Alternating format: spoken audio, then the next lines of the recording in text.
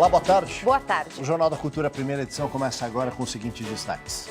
Mais 2 frigoríficos são interditados pelo Ministério da Agricultura. Exportadores dizem ter perdido 136 milhões de dólares depois da divulgação da Operação Carne Fraca. O telemarketing está de olho na aposentadoria. Tem gente que não aguenta mais tanta ligação para oferecer empréstimos para lá de arriscados. A gente foi saber como eles conseguem os telefones e como evitar essa dor de cabeça. Mais de 800 cidades do Nordeste estão em estado de emergência. A região enfrenta a pior seca em 30 anos. 5% das mulheres brasileiras em idade reprodutiva sofrem com a TDPM. Transtorno mais grave que a TPM, pode comprometer a qualidade de vida, mas tem cura. O maior avião de passageiros do mundo aterriza em São Paulo depois de término de obras atrasadas em aeroporto. A chegada de turistas do Oriente Médio com essa aeronave deveria ter começado na Copa do Mundo de 2014. Manifestações contra o governo na Rússia terminam com centenas de pessoas presas, entre elas o líder da oposição a Vladimir Putin. Essa sigla complicada, mas toda mulher sabe o que é. TPM, né? Agora tem um complicador. TDPM, o transtorno disfórico pré-menstrual. A sigla que indica a ocorrência de uma TPM mais severa atinge até 5% das mulheres em idade reprodutiva. O problema precisa ser diagnosticado pelo médico e tem tratamento. Dores de cabeça, nas articulações, inchaço, cólicas e mudanças de humor. Sintomas da TPM que muitas mulheres conhecem bem. A Beatriz convive com isso desde os 15 anos. Sempre sofri muito. Eu sempre precisava faltar 1 ou 2 dias e na escola isso faz muita diferença, né? Enfrentar o período pré-menstrual é um problema para a maioria das mulheres. Estima-se que 75% delas tenham TPM leve ou moderada. E quando acontece de forma mais intensa, pode se tratar de um transtorno ainda mais difícil de lidar. É o chamado TDPM, transtorno disfórico pré-menstrual, que atinge cerca de 5% das mulheres na idade reprodutiva. Ele é mais demorado que a TPM, surge 10 dias antes da menstruação e se caracteriza por sintomas emocionais, como irritação, raiva intensa, depressão e ataques de pânico. Estudos mostram que o transtorno deixa as mulheres mais sensíveis às oscilações de humor, por causa de uma alteração genética.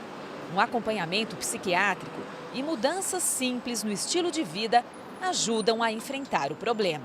Atividade física, alimentação mais equilibrada. Lá no cérebro tem células que produzem serotonina, que é uma substância que nos dá bem-estar.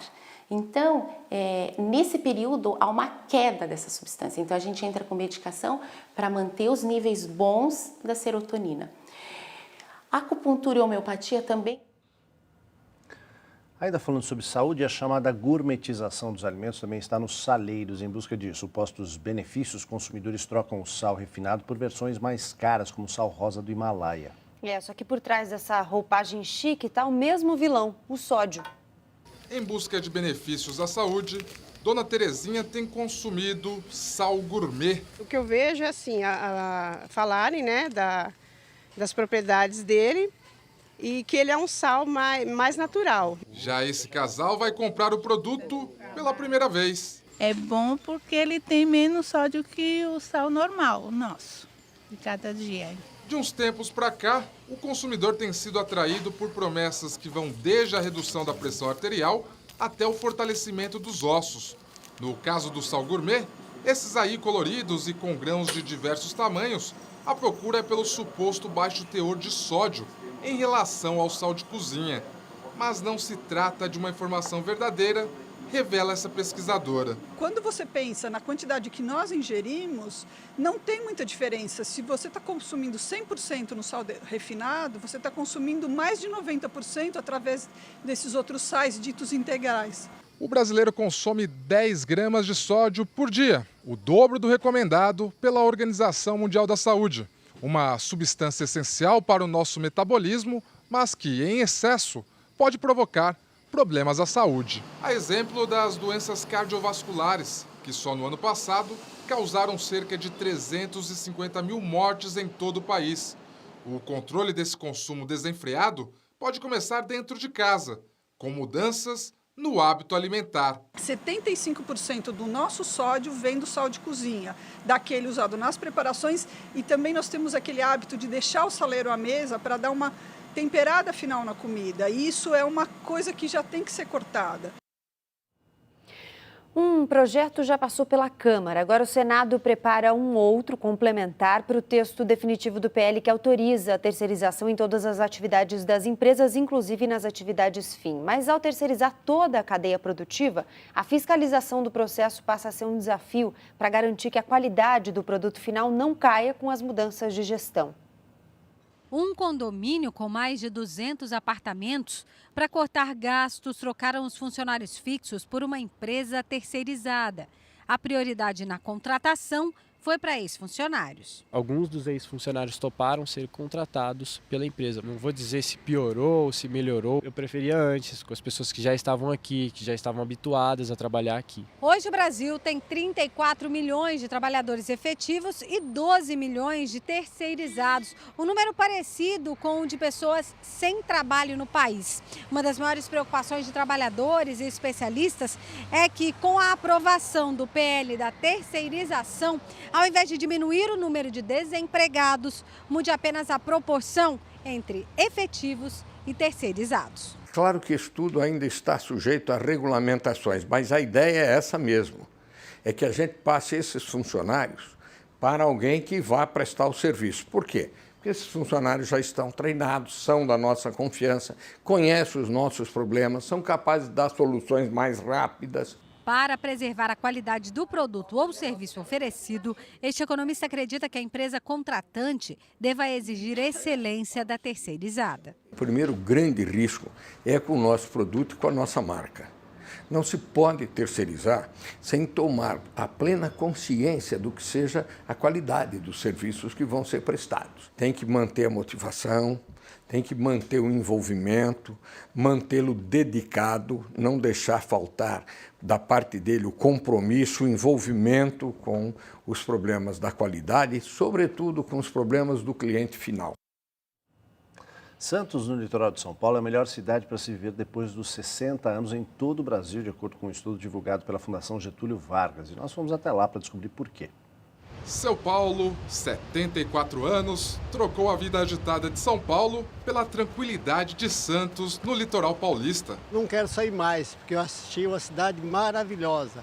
Aqui tem muito lazer, tem tudo, sabe, que uma pessoa de idade precisa. A cidade tem 430 mil habitantes. 80 mil estão acima dos 60 anos. Todo dia tem alguma coisa, não paro em casa. Essa praia plana que você pode caminhar esses 10 quilômetros sem sentir nada. Você vai ao shopping, você vai ao cinema, tudo é muito próximo. Santos é hoje considerada a melhor cidade brasileira para se viver depois dos 60 anos. Essa foi a conclusão de um estudo realizado em 498 cidades pela Fundação Getúlio Vargas.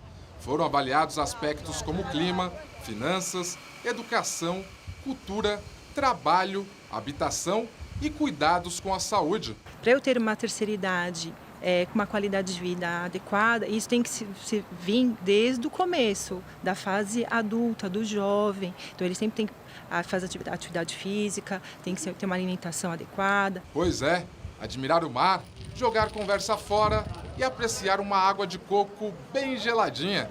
A terceira idade em Santos faz inveja a qualquer um. Profissão: boa vida.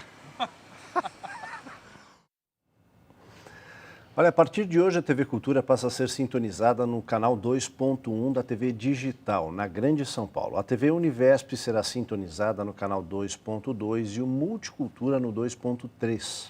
E na quarta-feira tem mais mudanças. O sinal analógico será desligado na região metropolitana. Para receber o sinal digital, é preciso ter uma antena UHF e as TVs antigas precisam de um conversor.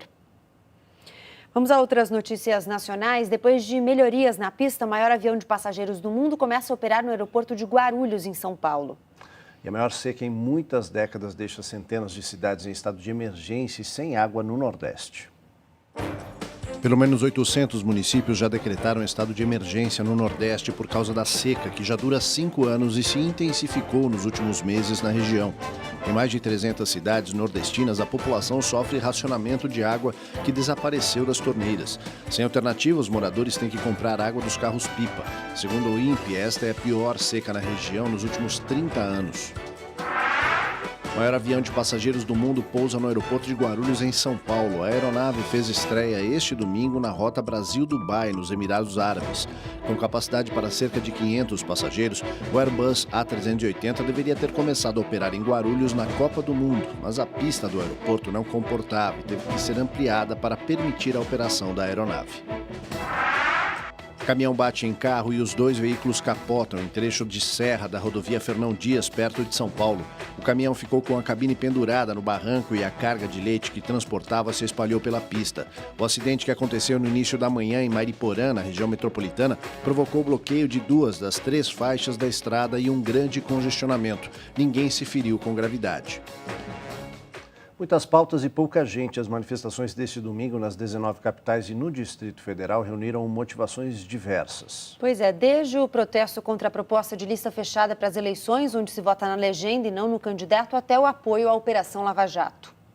A manifestação foi convocada pelas redes sociais e tinha vários motivos, todos na boca do povo. A favor da Lava Jato. Eu sou contra a lista fechada, o fórum privilegiado e a reforma da Previdência. O imposto só aumenta, o salário não aumenta e agora o brasileiro está perdendo ainda os únicos direitos que a gente vem lutando desde 1941. Mas os próprios manifestantes esperavam encontrar mais gente nas ruas. O povo fica em casa porque não é carnaval. Vejo tanta gente em casa reclamando que eu não vou porque a pauta não devia de ser tão variada. O povo deveria se engajar um pouco mais, se preocupar um pouco mais com o futuro. Os organizadores do evento aqui na Avenida Paulista prometeram enviar um vídeo para todos os senadores e deputados lá em Brasília com o resultado de uma enquete feita ao vivo com o público presente aqui ao protesto. Faz barulho quem é contra a anistia!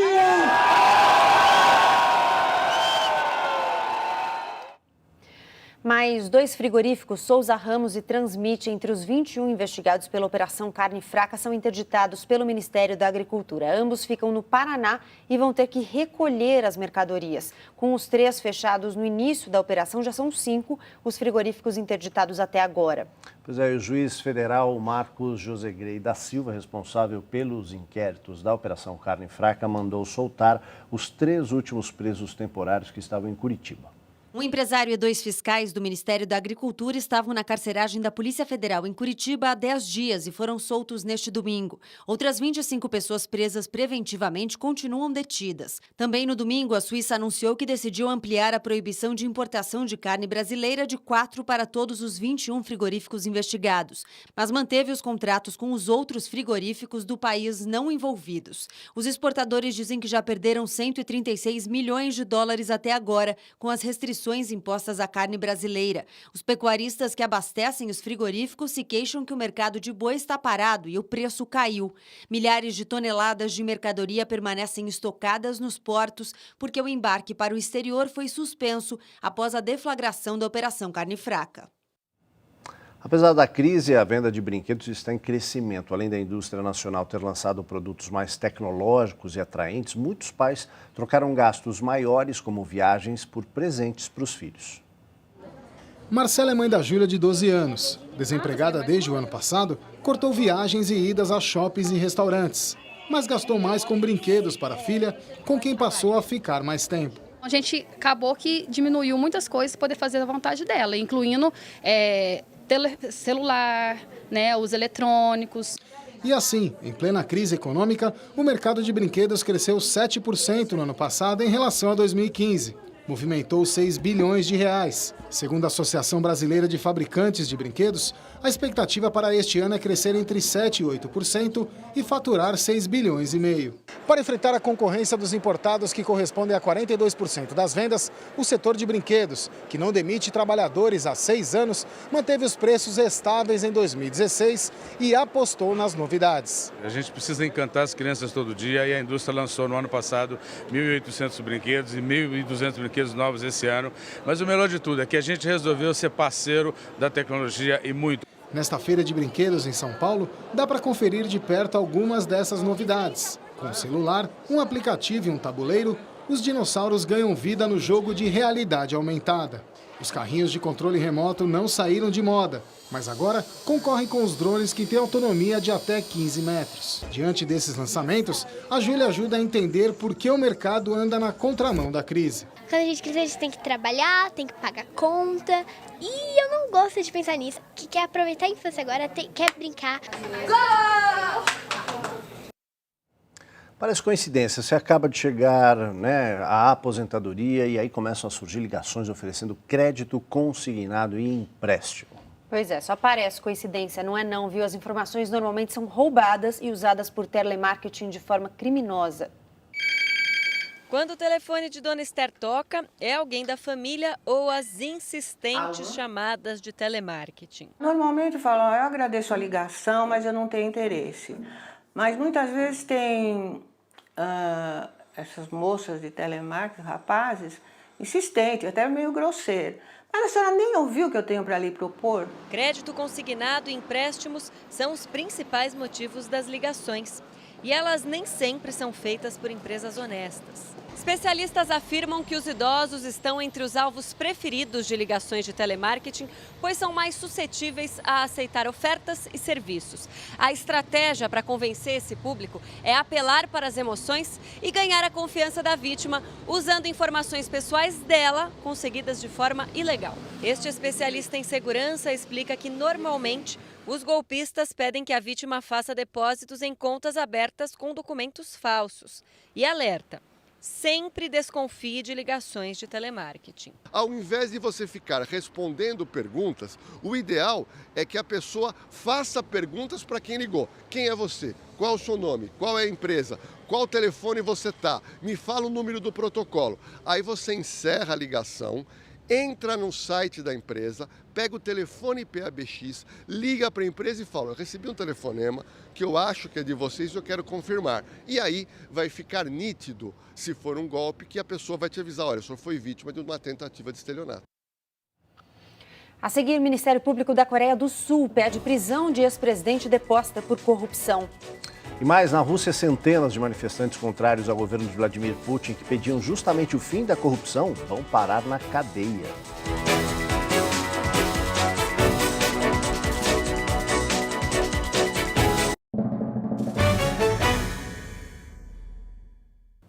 Centenas de manifestantes são presos durante protestos contra a corrupção na Rússia. Os atos pediam a renúncia do primeiro-ministro Dmitry Medvedev e entre os detidos está o principal líder da oposição ao governo russo. Proibidas pelas autoridades, as manifestações aconteceram mesmo assim e foram as maiores dos últimos anos, reunindo milhares de pessoas em dezenas de cidades. O opositor Alexei Navalny, detido junto com centenas de manifestantes, foi quem convocou os protestos. Ele está à frente de uma campanha que acusa altos funcionários do Kremlin e o primeiro-ministro Dmitry Medvedev de uma série de irregularidades. O governo ignora as denúncias e diz se tratar de propaganda eleitoral. Navalny já declarou querer disputar a presidência da Rússia em 2018 contra o candidato governista, provavelmente Vladimir Putin. Uma avalanche deixa ao menos 8 estudantes mortos em um resort de esqui no Japão. Um grupo de 60 alunos e 7 instrutores fazia uma escalada na cidade de Nazu, a 190 quilômetros de Tóquio, quando foi surpreendido pela neve. Equipes de resgate seguem no local em busca de desaparecidos. A polícia do Reino Unido libera 10 dos 11 suspeitos detidos por suposta ligação com o atentado da semana passada nos arredores do Parlamento Britânico, em Londres. Apenas um homem de 58 anos segue detido para ser interrogado. O ex-chefe de cibersegurança do Reino Unido fez um alerta e disse que o governo britânico está tentando usar o ataque como justificativa para aumentar seus poderes de espionagem e vigilância dos cidadãos. A Procuradoria da Coreia do Sul pede a prisão da ex-presidente Park Geun-hye, que sofreu um impeachment no início do mês. Ela é acusada de suborno, abuso de poder, coação e de revelar segredos de Estado. Depois de destituída, Park perdeu imunidade e na semana passada foi submetida a interrogatórios. Hora do esporte. Boa tarde, Cadu Cortez. Tudo bem, Gabi? Tudo bem? Boa tarde, fim de semana. Cadu. Valeu, Aldo. Tudo bem? Vamos lá, nossa hora do esporte. Daqui a pouquinho tem os gols, tem muitas polêmicas também, mas a gente começa falando de tênis. Em Miami, os atletas estão disputando o torneio que distribui 1.000 pontos no ranking dos tenistas profissionais. Vamos ver. E o 10º jogo da carreira de Rafael Nadal começou estranho para o espanhol, que levou um atípico pneu 6-0 no primeiro set, mas reagiu para avançar às oitavas de final. Após derrotar o alemão Philipp Kohlschreiber, números curiosos, 822 vitórias e apenas 178 derrotas na carreira. Ken Nishikori teve que enfrentar os potentes golpes do canhoto espanhol Fernando Verdasco. O japonês teve altos e baixos, mas avançou. Ele é o atual vice-campeão em Miami. Depois de um bom começo de partida, Tomás Bellucci cometeu muitos erros não forçados no final do primeiro set e virou presa fácil do norte-americano John Isner. Bellucci não vem em bom início de temporada nesse ano, venceu apenas 4 dos 11 jogos disputados. Nas duplas, seguimos bem. Marcelo Melo e Lucas Kubot venceram na estreia Marcelo Delmoliner e Marcos Daniel por 2-0. E Bruno Soares e o britânico Jamie Murray despacharam por 2-0 o português João Souza e o italiano Paulo Lorenzi. Sobre o tênis ainda, hoje saiu a notícia de que o Rio de Janeiro está pleiteando virar um torneio Masters 1000, né? Um torneio desses que também distribui 1.000 pontos. Hoje é o Rio Open, que é um torneio de ATP 500, isso seria para 2019. É um plano, um projeto bem bacana também. Chegou ao fim a maior maratona de mountain bike do planeta, o Cape Epic. Vamos ver. Após 8 dias de competição na África do Sul, a dupla formada pelo brasileiro Henrique Avancini e o alemão Manuel Fumic, que liderou por 5 dias, terminou a etapa na 8ª colocação e em 5º lugar na classificação geral, a 20 minutos dos campeões. Pelo Instagram, o brasileiro agradeceu a torcida e lamentou os últimos 2 dias com pneus furados e problemas estomacais. Mesmo assim, comemorou. Foram 2 vitórias em etapas, 5 dias liderando a classificação geral e a melhor classificação de um brasileiro na história do Cape Epic. O suíço Nino Schurter, campeão mundial e campeão olímpico da Rio 2016, acrescentou mais um título ao currículo. Campeão da Cape Epic ao lado do suíço Matthias Stirnermann. Entre as mulheres, a dupla vencedora foi a suíça Esther Suss e a sueca Jenny Sternhag. Na Master, o australiano Cadel Evans e o norte-americano George Hincapie, estradeiros em sua primeira Cape Epic, foram os mais fortes e conquistaram o título no último dia, deixando os favoritos, o brasileiro Abrão Azevedo e o holandês Bart Brentjens, tricampeões do Cape Epic com a 3ª colocação. Grande participação aí dos atletas brasileiros. Também é hora de balançar as redes e as polêmicas também. Vamos ver. Pelo Carioca, Vasco e Flamengo, o Nenê cruzou na medida para Pikachu fazer 1-0. Aí veio o apagão por 9 minutos. E como tem coisa que não muda, Luiz Fabiano foi expulso. O empate veio com Hever de cabeça, em posição legal, mas o juizão errou e anulou. O Mengão foi lá e fez mais um, esse valeu. William Arão virou com um berrio e aos 49, de novo, o juizão viu a bola bater no braço de René, mas foi na barriga, pênalti. Nenê empatou, 2-2, placar final. Paulistão, o Palmeiras empatou por 2-2 com o Audax, com gols de Roger Guedes e William. Betinho e Léo Arthur fizeram para o time de Osasco. O Santos venceu o Santo André fora de casa pelo placar mínimo, Copete, 1-0. Clássico majestoso no Morumbi, primeiro tempo horroroso e no segundo sim, Maicon deu emoção ao abrir o marcador e na comemoração imitar uma galinha, advertido com cartão amarelo. O Corinthians chegou ao empate com o Jô, livre de cabeça. Daí para frente, muitas reclamações, pouco futebol e uma expulsão injusta de Wellington Nem. Muito bem. Teve reclamação no Rio de Janeiro, né, numa bola que bateu na barriga do jogador René. Os jogadores foram para cima da arbitragem. No clássico majestoso, Corinthians e São Paulo também. 2 questões rapidamente que eu gostaria de pontuar até aqui. Primeiro que é a profissionalização do árbitro, né, que aqui no Brasil não existe, em muitos países da Europa já existe e acabou, você pode cobrar muito mais em cima da própria arbitragem. E segundo, uma questão que já existe também em outros esportes como o rugby, apenas o capitão é que fala com a arbitragem.